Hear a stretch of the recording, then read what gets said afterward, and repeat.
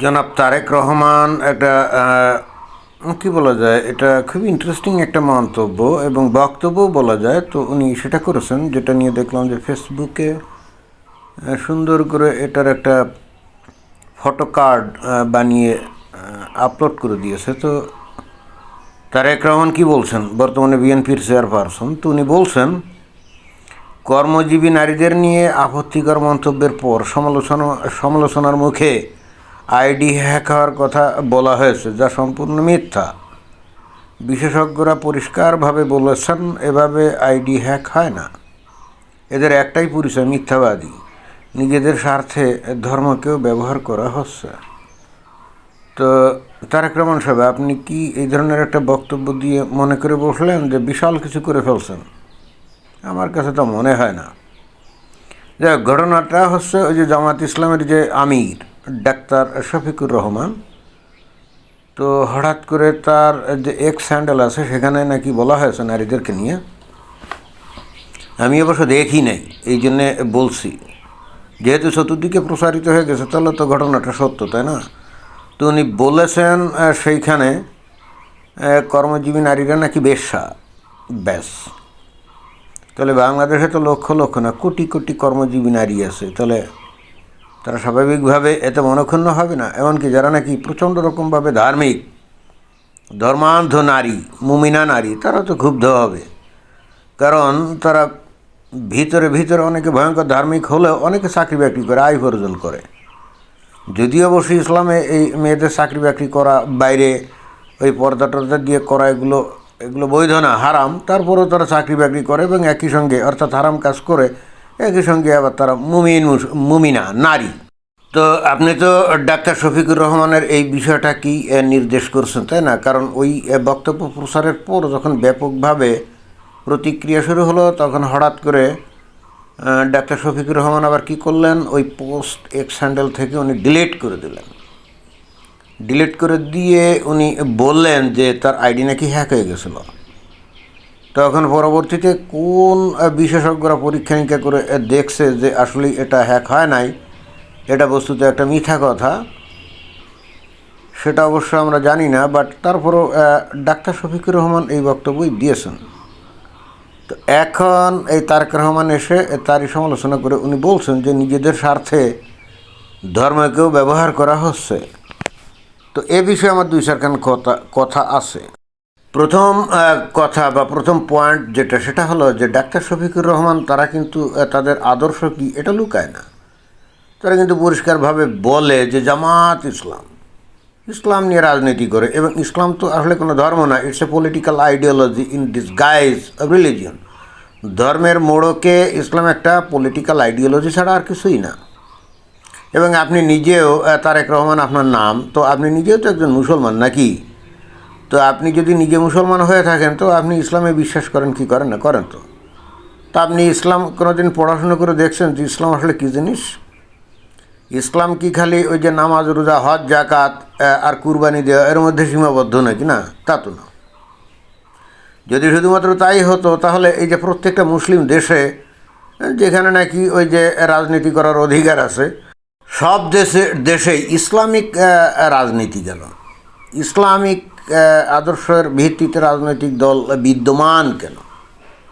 তার মানে ইসলাম আসলে একটা রাজনৈতিক মতবাদ, তাই তো? রাজনৈতিক মানে পলিটিক্যাল আইডিওলজি, এটাই তো। ইসলাম যদি এখন আপনি বিশ্বাস করেন, আপনি নিজেকে যদি মনে করেন যে আপনি মুসলমান, এবং আপনি যদি এটাই বিশ্বাস করেন যে Islam is the only truth, then how can you avoid this notion that Islam is a political ideology?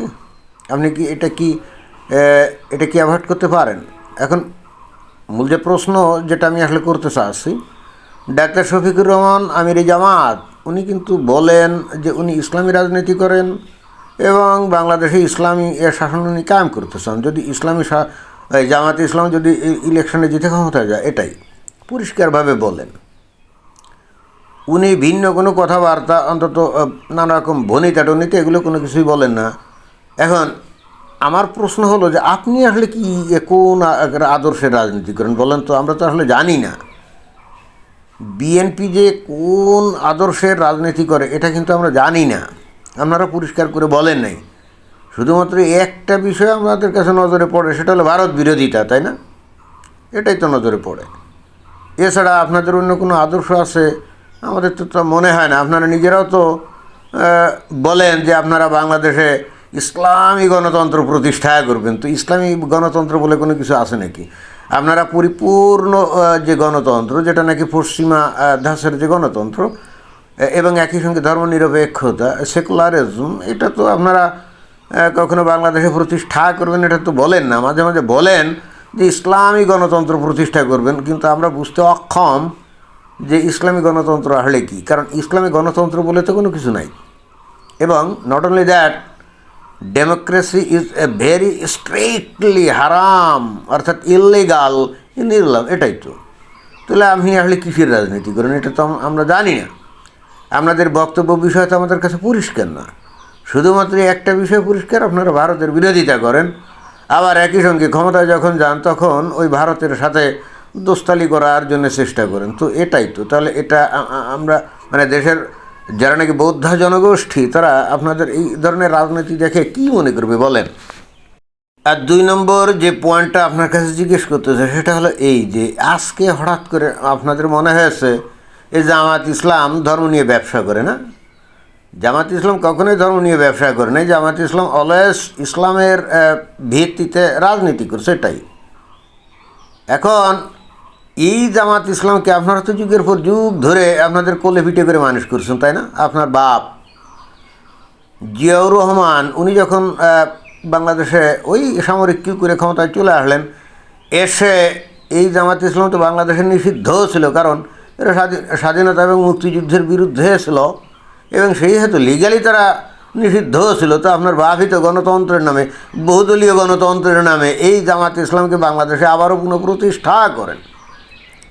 Ziaur রহমানকে বলা হয় যে কি বহু দলীয় গণতন্ত্রের প্রবক্তা বা স্থপতি, তাই না? জিয়াউর রহমানের কার্যকলাপ চরিত্রের মধ্যে কি আসলে গণতান্ত্রিক কোনো মূল্যবোধ ছিল? এই দেশের এখনও তো বহু মানুষ বেঁচে আছে জিয়াউর রহমানের শাসনকাল দেখছে।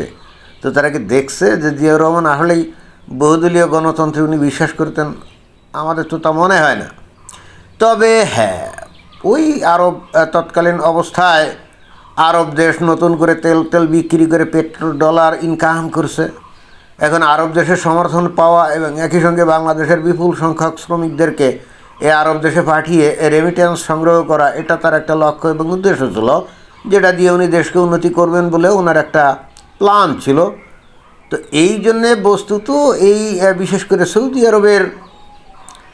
সৌদি আরবের উপদেশ বা নির্দেশে এই জামাত ইসলামকে বাংলাদেশে আবারও বৈধ করে জিয়াউর রহমান, এটা আমরা জানি।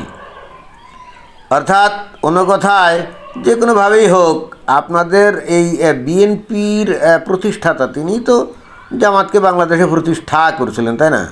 আচ্ছা, ভালো কথা। এরপর যদি তারা স্বাধীনতার বিরোধী পক্ষ হয়, তা আপনারা তো দাবি করেন আপনারা স্বাধীনতার পক্ষের লোক। আর আপনার পিতা জিয়াউর রহমান উনি নিজে ছিলেন একজন সেক্টর কমান্ডার মুক্তিযুদ্ধের সময়।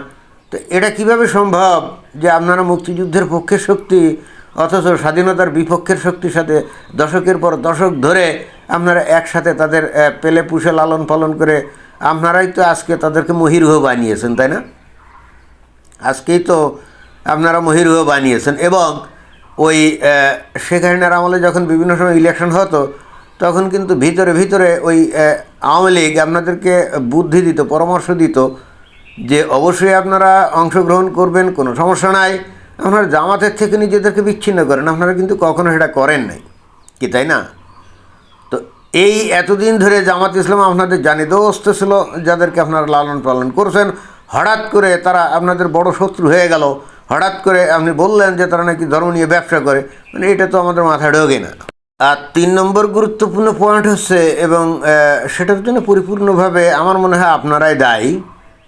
আমরা কিন্তু এখন এই যে শেখ হাসিনাকে, এই যে বাংলাদেশে মৌলবাদিতার বৃদ্ধি, ধর্মোন্মাদনার বৃদ্ধি ইত্যাদির জন্য শেখ হাসিনাকেই দায়ী করি।